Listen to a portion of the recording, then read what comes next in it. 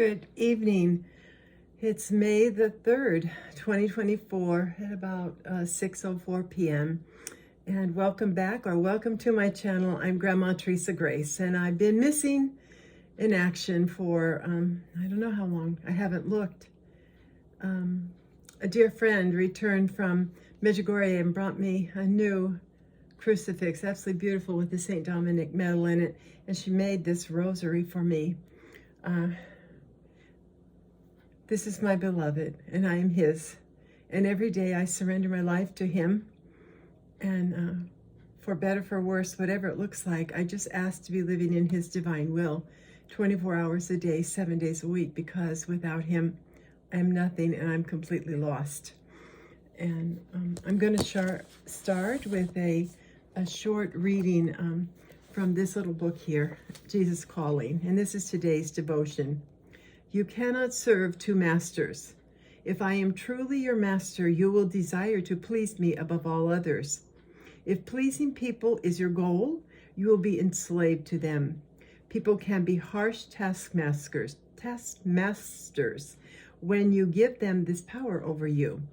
If I am the master of your life, I will also be your first love. Your serving me is rooted and grounded in my vast, unconditional love for you. The lower you bow down before me, the higher I lift you up into intimate relationship with me. The joy of living in my presence outshines all other pleasures. I want you to reflect my joyous light by living in increasing intimacy with me. No one can serve two masters. Either he will hate the one and love the other, or he will be devoted to one and despise the other. You cannot serve both God and money. Matthew chapter 6, verse 24. Revelation 2, verse 4. Yet I hold this against you, for you have forsaken your first love. From Ephesians 3, verse 16 and 17. I pray that out of his glorious riches he may strengthen you with power through his Spirit in your inner being, so that Christ may dwell in your hearts through faith. And I pray that you, being rooted and established in love, with an ellipsis. From Psalm 16, verse 11. You have made known to me the path of life.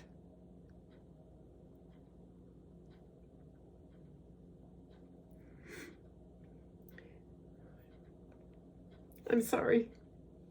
You will fill me with joy in your presence, with eternal pleasures at your right hand. So, I want you to know that anybody who has written a comment or subscribed to the channel, your name is in this book, Our Mother of Medjugorje, the Queen of Peace. Oh, I'm so sorry for these tears. I apologize. I can't answer your prayers, but I know that God, the Father, Son, and Holy Spirit, he died for us. He answers all prayers. I don't understand life. I only know who holds my hand, and I hold his. So, I have not looked at my channel, but I've seen some texts come through, and one of them was about Jim Brown. And I want to tell you that Jim, according to the obituary, Jim passed suddenly on April the 27th, 2024 at 5:40 p.m. at the University Hospital in Galloway. And his funeral mass was at St. Mary's Church in Westport, May the 2nd, yesterday at 11 a.m. Jim taught me so much. He is truly a man of God. And, whoa, my goodness. He loved Mother Mary and Jesus Christ. And he spread that love to everyone. So as I battle with lifelong depression, I'm not without hope. And chronic pain and arthritis, as all the joints break down because of whatever, and facing, I don't know what to do. I only know that surgery is needed for my hip, and I don't know what about my back and my sinuses. I'm not sure about all of this yet. Everything is in process, and I don't know about hip surgery. I live alone, and I have no family or friends here, and this huge apartment complex. Rarely do I see anybody here, and if I do, they're leaving, or maybe they walk past with the dog, but that's about it. So I don't understand what to do next, is what I want to say. I think maybe it's better for me to just not have the surgery and just live with whatever pain I'm experiencing, because suffering is beneficial for sure. And if I do it with joy in my heart and the right reason, then it can benefit many people. Many souls are saved through our love and our belief that Jesus Christ is going to save them. It's not me. My suffering can't save anybody, but my suffering united with that of Jesus Christ. He then does the work to whichever soul he is in need. In the Catholic faith, we believe in heaven and purgatory and hell.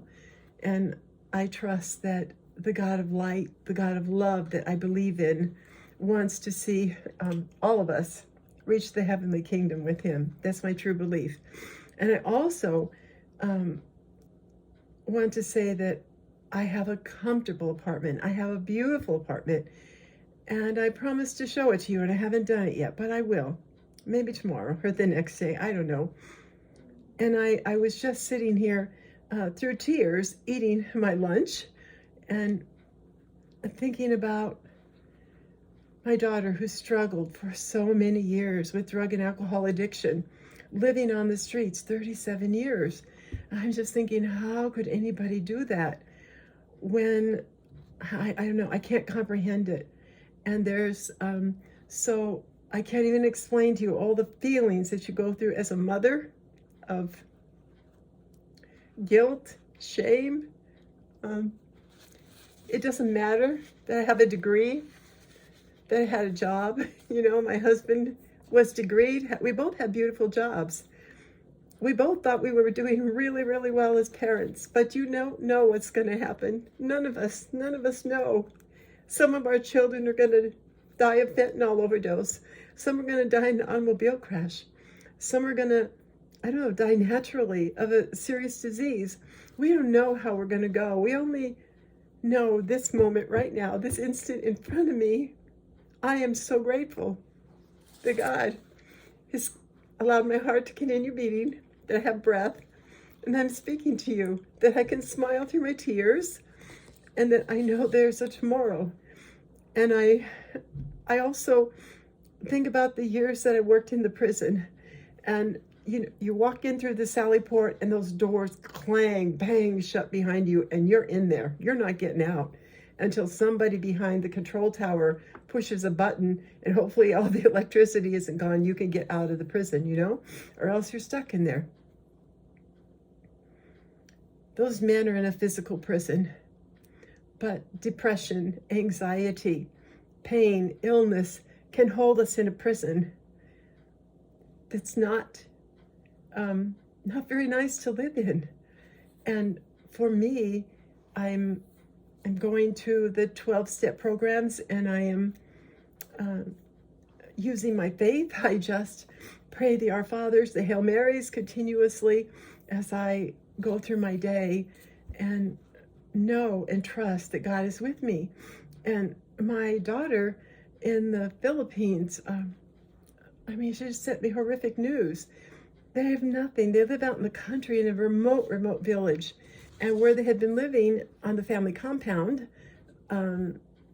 whoever was in charge, she is the daughter-in-law. They said, you have to leave because this elder is coming back. And she has 3 little children.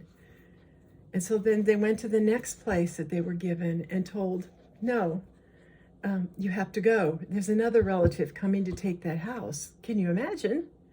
Having 3 little children, the youngest is not even 2 yet. And I received pictures of on top of a hill, they're cutting down trees. They don't have any power tools, nothing, to make a house to live in. And I'm thinking, oh my goodness, Lord, you know, I have everything. I have absolutely materially everything that anyone could need or want in life. I don't live, I mean, according to my daughter in the Philippines, I'm in absolute luxury here, the height of luxury. But to those millionaires and billionaires, they think I'm living in trash. You know, I'm just subnormal here.